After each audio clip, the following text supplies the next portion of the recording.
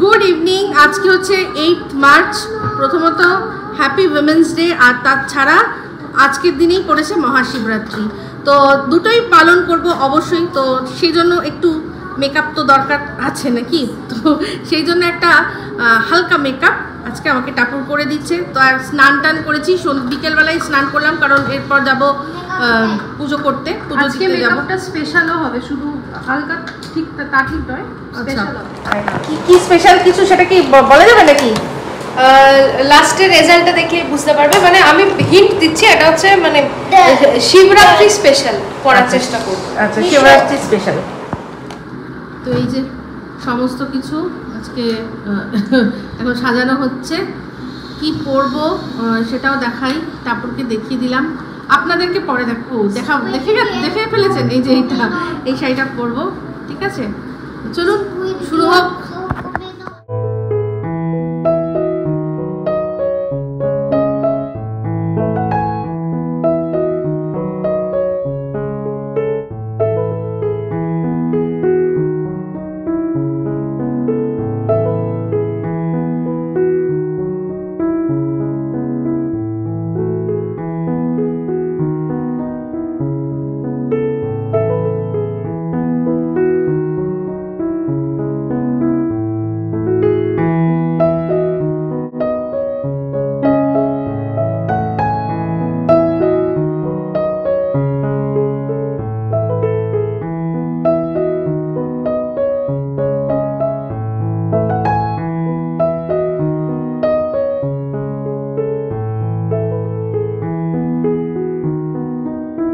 আজকে আমি টাপুরকে একটা প্রশ্ন করতে চাই। কোনো এমন সেলিব্রিটি আছে যাকে তোর মনে হয় যে একে পেলে আমি একে সাজাতে চাই, এর মেকআপটা আমি করতে চাই? আমার ফিমেল ক্রাশ হচ্ছে কিয়ারা অ্যাডভানি।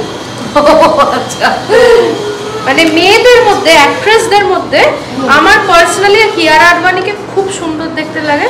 তো অবশ্যই। আর আরেকটা হচ্ছে আমি যাকে মন থেকে খুব ভালোবাসি, সেটা হচ্ছে আনুশকা শর্মা।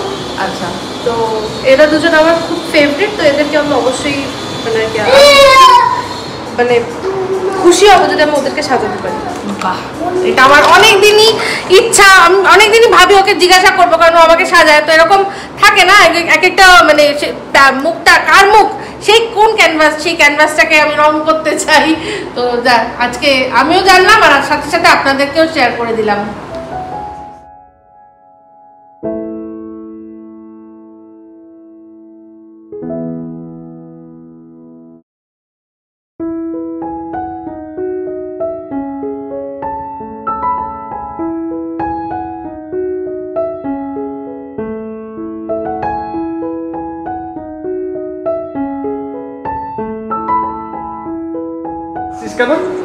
খুব সুন্দর তো লাগছেই, আর মনে হচ্ছে বেদের মেয়ে জোসনা। এই মনে হচ্ছে যাবে বলে সাপ ধরতে। তাহলে তুমি গান গাও। বেদের মেয়ে জোসনা আমায় কথা দিয়েছে, আসি আসি বলে জোসনা ফাঁকি দিয়েছে। জোকস আবার খুব সুন্দর লাগছে, খুব ভালো লাগছে। হ্যাঁ, তো শিবরাত্রি স্পেশাল যেহেতু, একটু লিপস্টিক ক্লিয়ার করো। এটা একটা ট্রিক আছে, সবাইকে দেখাই। হ্যাঁ, এই ট্রিকটাই। হ্যাঁ, এটা করে। তো কি যেন বলে, এটা হচ্ছে শিবরাত্রি স্পেশাল যেহেতু, সেই জন্য আমার টিপটা একটু স্পেশাল, তাই না? এটা করতে গিয়ে আমার যে হাত কাঁপছিল না, ঢটা ঢটা ঢটা করে হাত কাঁপছিল। স্বাভাবিক হয় এটা। তো চলুন এবার ফুল, মানে এই মেকআপ হয়ে গেছে, ফুল লুকটা পরে আপনাদের সাথে শেয়ার করছি। সিরিয়ালের হিরোইন হয় না বাবা, আমি কিন্তু ভালো সাজাতে পারবো তার। হ্যাঁ হ্যাঁ।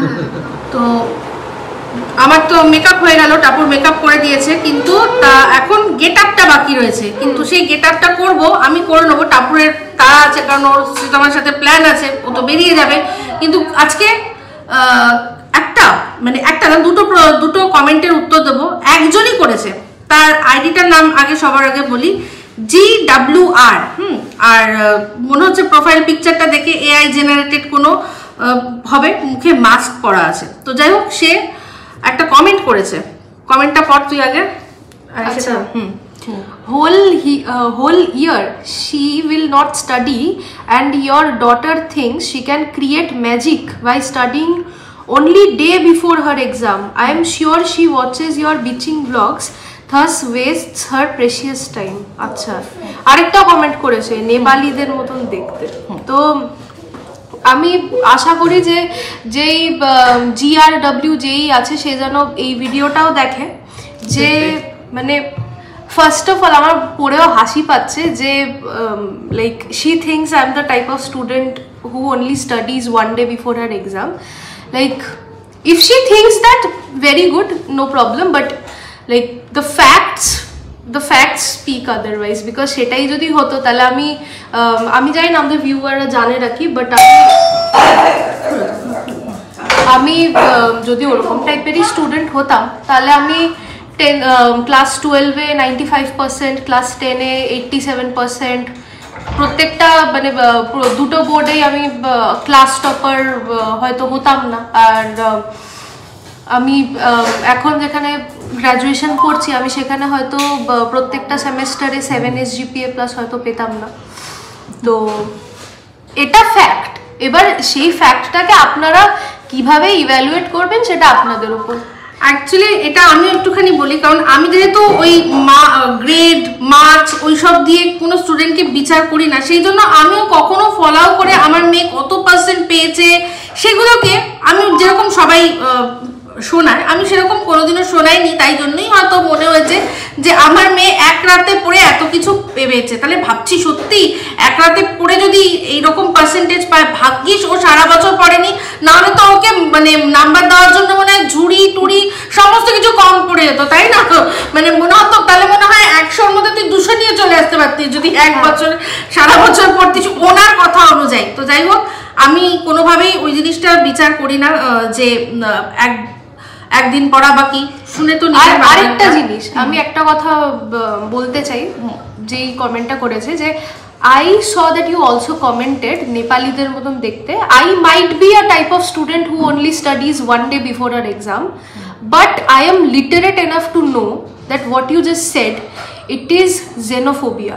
I don't know if you know about that, but it is a form of discrimination. So shame on you. And I will suggest, if you want to spread hatred, have enough guts to do so from your own profile, where your name is visible, where your original government name is visible, and where your face is visible. তো আমি এখানে একটাই কথা বলতে চাই, নেপালিদের মতো দেখতে। তো নেপালি কি কারা? নেপাল দেশে যারা বসবাস করে তারাই হচ্ছে নেপালি, আর খুব সুন্দর দেখতে। হ্যাঁ, আর তারা হচ্ছে কারা? তারা কিন্তু মানুষ। বাট আপনার এই কমেন্টটা পড়ে মনেই হলো না আদৌ এটা আপনি মানুষ নাকি আপনার এই AI জেনারেটেড যে ফেক প্রোফাইল পিকচারটার মতোই আপনি একদম ফেক পারসন। হ্যাঁ, তো সেই ক্ষেত্রেই বলতে চাই, আজকে যদি বলছেন আমাকে নেপালিদের মতো দেখতে, আমি খুব খুশি হচ্ছি সেটাতে। কেন বলুন তো?